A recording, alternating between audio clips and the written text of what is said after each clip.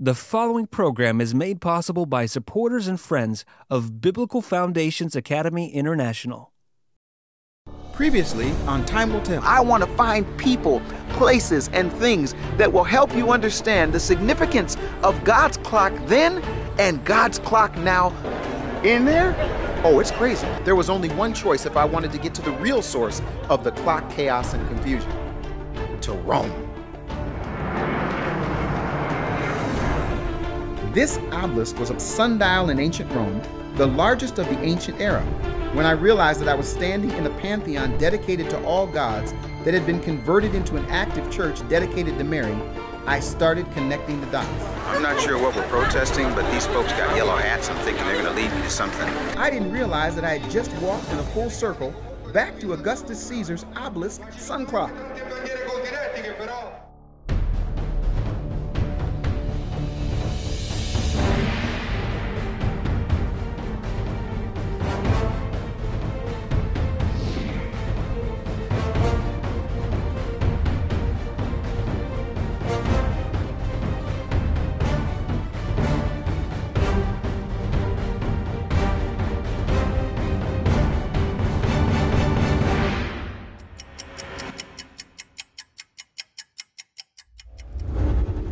I joined a protest.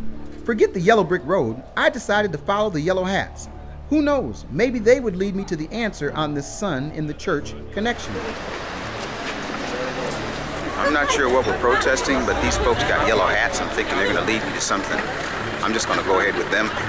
We're going toward the parliament, so, hey, it's part of the process.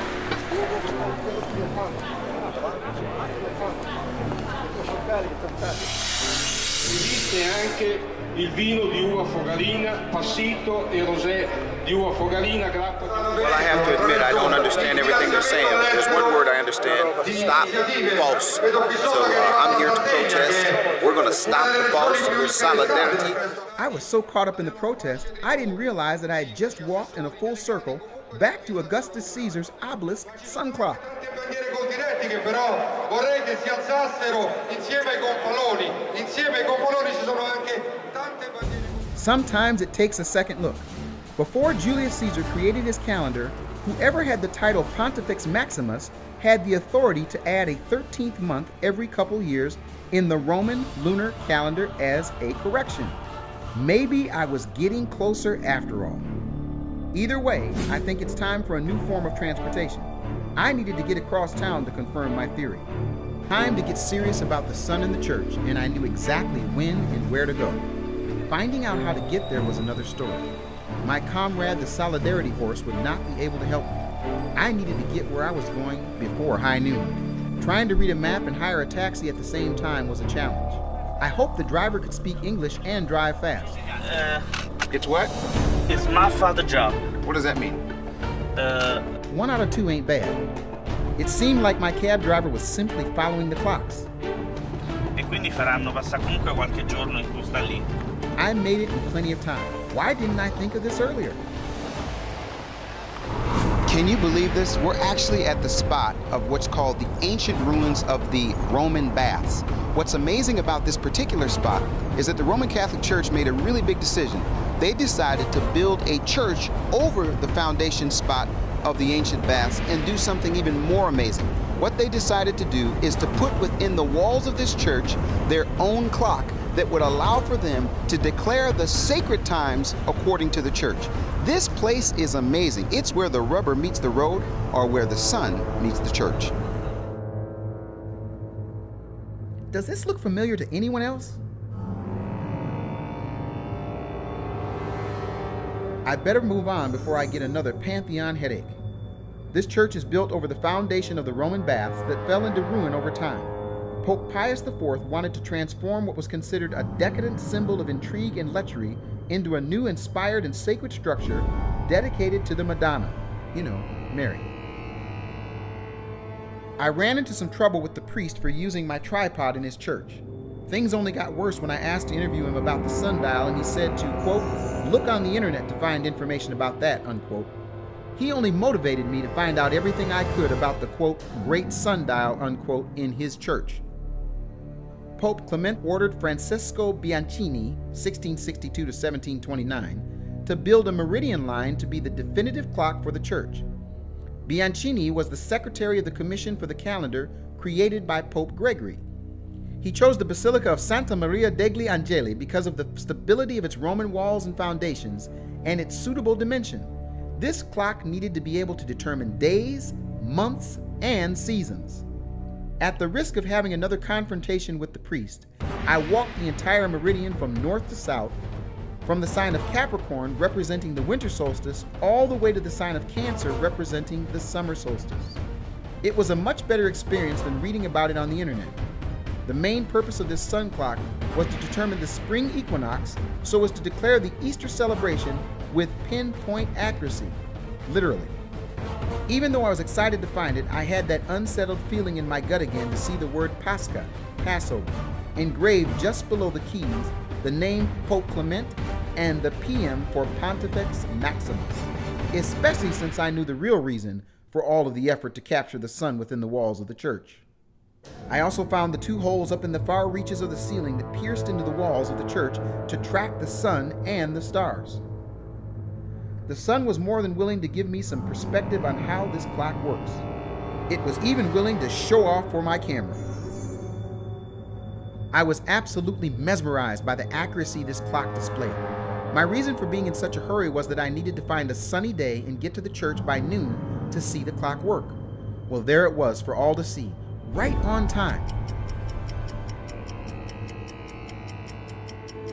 Since October 6, 1702, the sun has not missed one day of church by peeking through both massive windows and a precise hole in the ceiling, keeping track of church, quote, sacred time, unquote, on the famous floor.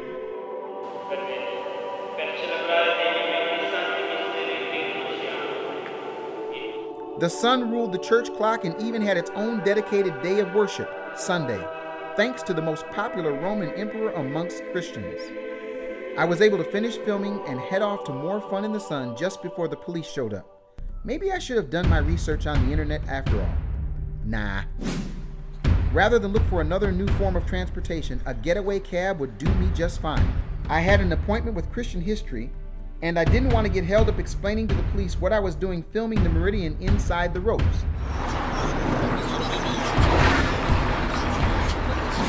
Emperor Constantine single-handedly changed the Roman 8-day week in 321 to the long-established biblical 7-day week. Giving each day a Latin name corresponding to the sun, moon, and the 5 planets helped make the transition easier for those who already worship these heavenly objects that can be seen by the naked eye. Sunday, Des Solis. Monday, Des Lunae. Tuesday, Des Martes. Wednesday, Des Mercury.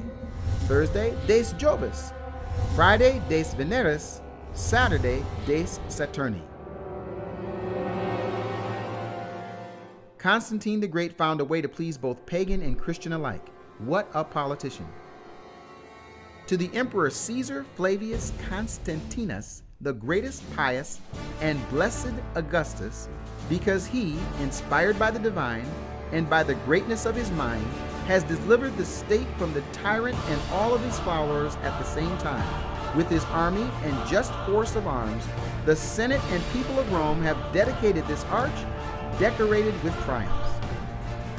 The question is this: was Constantine a Christian emperor who appeased the sun-worshipping pagans, or a pagan emperor who appeased the Sunday-celebrating Christians? We'll have to be like these folks who were trying to decide if this was a statue that looked like a man or a man who looked like a statue.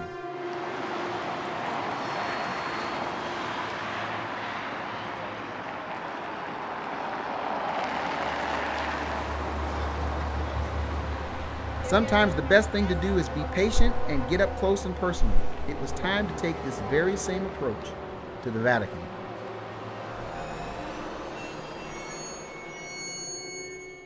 I knew this was going to be no small task to dig down this rabbit hole, so I set aside a full day to spend at the actual place Emperor Constantine put down his stake as the best friend of Christians and pagans, St. Peter's Basilica.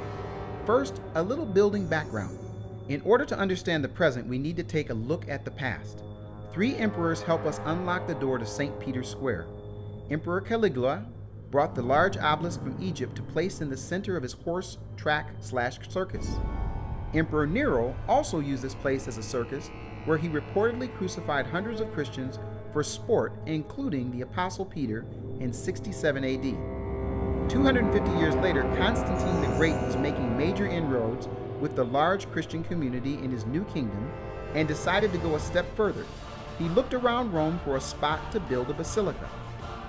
He decided the spot of Nero's circus with Caligula's obelisk as a monument was a perfect place for his major building project in the city of Rome. He believed that the Apostle Peter was buried somewhere in what was called Vatican Hill, so he leveled the hill, desecrated the graves in the large Acropolis, and built a church, St. Peter's Basilica I. The church was built in the style of a Roman pagan basilica. He built 5 naves intersected by a transept that is a key concept in Roman architecture and adopted by other Christian religious sites. Constantine claimed that he found the tomb of Peter and built the church around its location. There has been much debate about whether, in fact, Peter is buried under the church.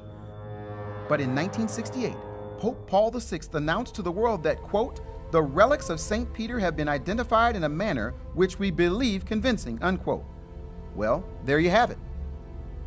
Constantine's basilica fell in disrepair during the 73 years the popes were headquartered in France. In 1502, Pope Julius II began building a tomb for himself that he wanted on the grounds of the basilica. In 1505, he decided to demolish Constantine's building and begin the new project. It took 21 popes over 120 years to complete the St. Peter's Square we see today. How did they pay for it? Indulgences, which led to the beginning of the Protestant Reformation. We may not ever know if the bones of Peter lay inside this large basilica. However, we can be confident of 2 facts. First, a Roman emperor built a Christian church on the grounds of a circus. Second, Constantine did what all Roman emperors did. He ruled as Pontifex Maximus in their religion and emperor in their republic. He was king and priest. Now let's try and get into the Vatican to take a look for ourselves. First stop, the Vatican Museum. Heck, a visit to the museum worked great for the Muslim journey. Why not here? The Pope was a political leader. He was not just a spiritual authority. He lost his political power in the 1800s. And when he lost it, he was not happy. So he was keep struggling and fighting to get his political power back. In 1929, there was a man called Mussolini. I'm sure you know about Mussolini. He stopped him. He made a treatment with the Pope, and he said, now you can rule just in this piece of land, in your properties, in your buildings. So it's since 1929 that we do have the Vatican State. Okay.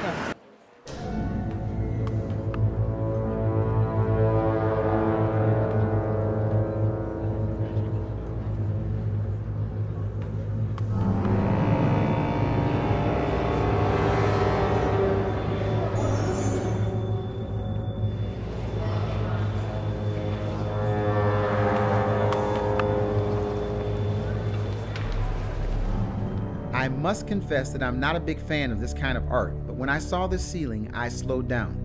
It was designed by none other than the architect of our present calendar, Pope Gregory XIII.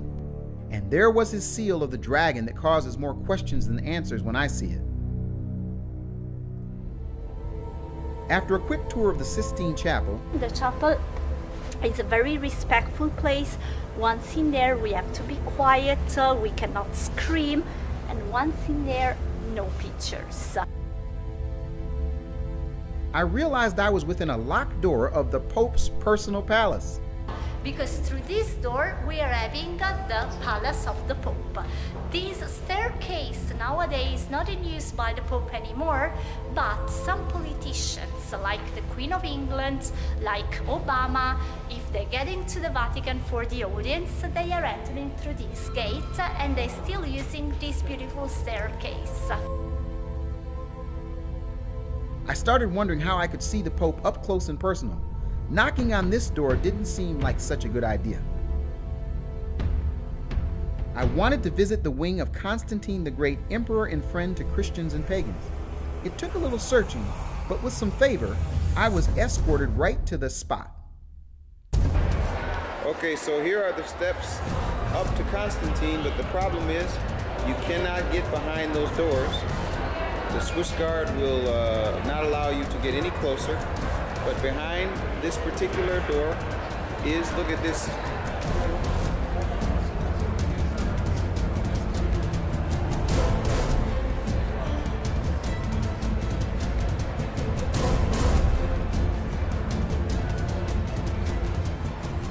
With no access to the Pope or Constantine, maybe I could find some answers in the church called St. Peter's Basilica. Vatican Temple? Somebody say again, uh-oh.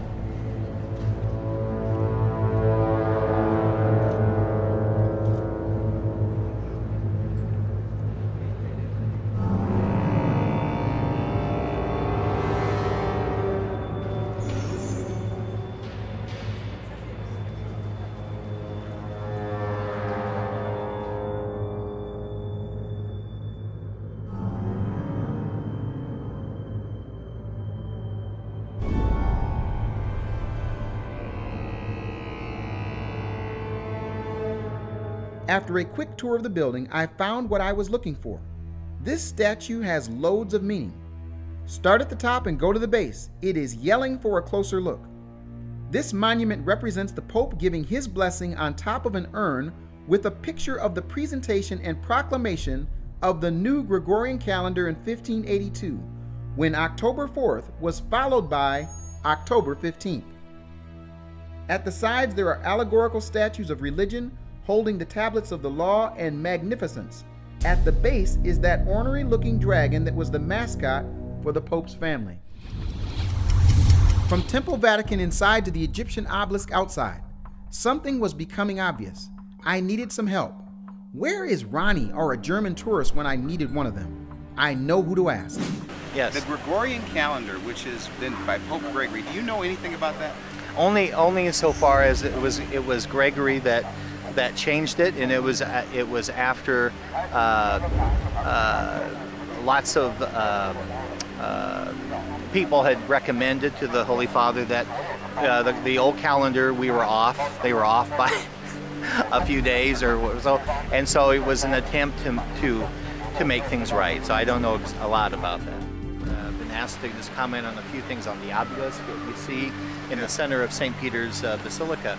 Originally, of course, that was from Egypt. That was something that when the Romans conquered that part of Egypt, they brought back. That was very common in those days to bring back treasure and loot.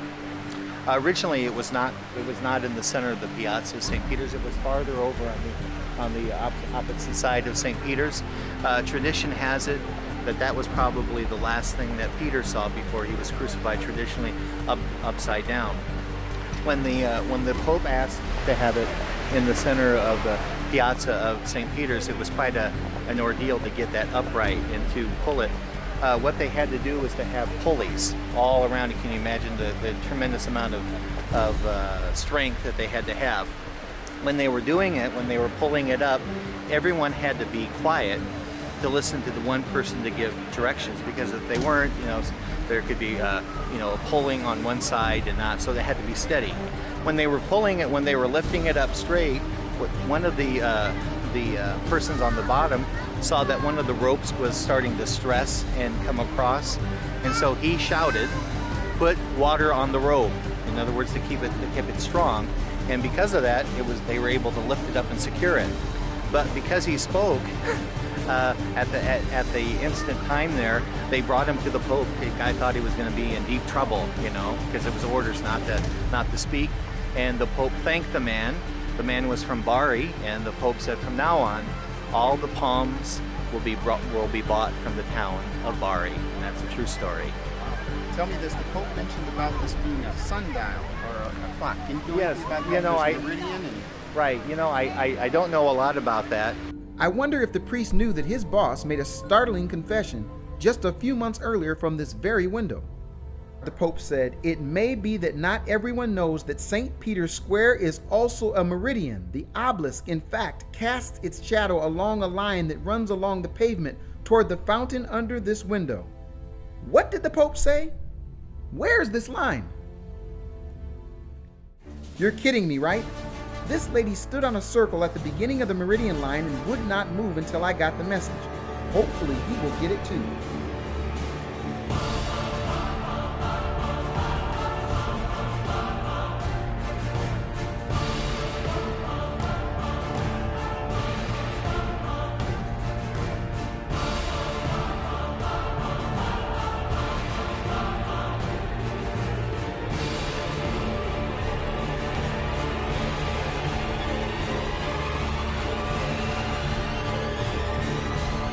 I sat quietly at the base of the Pope's obelisk zodiac sun clock that has separated the church from God's clock, and I knew at that moment what I eventually had to do.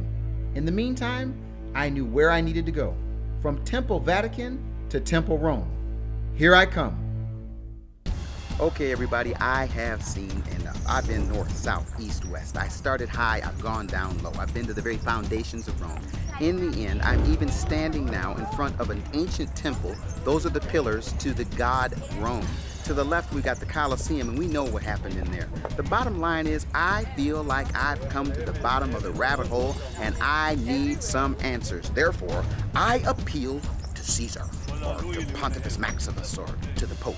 Whoever it is that can give me some answers. Now, I know it's going to be difficult, but I'm going to start the process and see at least if I can get to St. Peter's Square, somehow get in there and maybe get close enough just to holler a question or two to the man called the Pope. Let's go. I remembered when I visited the Basilica seeing a bunch of chairs in the Pope's platform. The question was how to get one of those seats. So I started asking how to get an invitation and who might have an extra ticket. There had to be scalpers somewhere to a big event like this. Back to the Vatican to find old friends. Just you need to make a reservation a few months earlier so you can make sure you can get a chair. Okay, thank you. Okay. I didn't have 3 months. I didn't have 3 days. I had 24 hours to find a ticket. I needed favor from heaven and earth. It was time to call upon the name and ask for some help. Okay, so Wednesday at the papal audience, the Holy Father will come. It's his last audience before his trip to Mexico and Cuba, so he came at a good time. The Holy Father will give his talk. Usually he talks maybe on the Psalms or maybe on maybe the season of Lent or some topic. He'll do that, give that speech in about 7 or 8 different languages to the people. He will give that, if you notice right in front of St. Peter's, they have the pavilion up already. He will be seated there. But coming out, he will come out either from this side over here, probably over on this side, in his boatmobile. And he will come around and drive around through the audience. So when you come to the audience, it's best to get as far up, as close as possible, but you want to be close to the rail. The priest gave me great info but no ticket. Desperate times require desperate measures. I needed to call in a favor from distant cousins of the United Methodist Church at the Pontifical North American College Bishop's Office for U.S. visitors to the Vatican. At least there was no armed guard in front of this door. Who knows? Maybe I can finally get someone to talk to on camera and maybe even get a ticket. For tomorrow's audience, the audience will start at 10:30 in the morning, and it's going to be outside in St. Peter's Square. So this is St. Peter's, this is St. Peter's Square, this is where the audience will be. Did I see what I think I saw? First of all, why does the nun wear a wedding ring? Who is she married to? Second, why does she point to the circle but call it a square? Does this square look like a keyhole to anybody else? Before I could get answers to these questions, she dropped another bomb on me that had my head spinning again. You can gain a plenary indulgence when you get the blessing of the Holy Father, which is the remission of the temporal punishment due to sin, which is basically like saying the purgatory time you've earned so far in your life can be partially or totally eliminated. But it depends on you also. First, you have to do 5 things. You have to get the blessing of the Holy Father. You'll be there, that's not hard.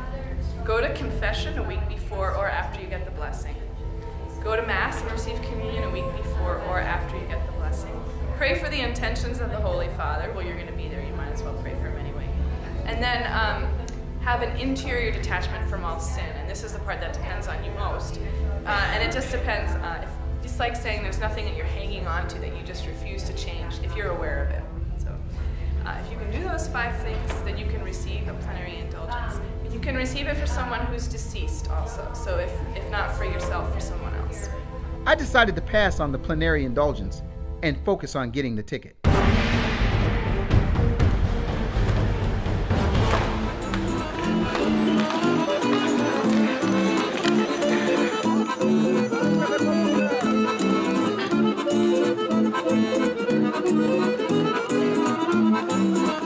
These guys inspired me to get moving again. I was revving up for my visit back to the Vatican to see the Pope.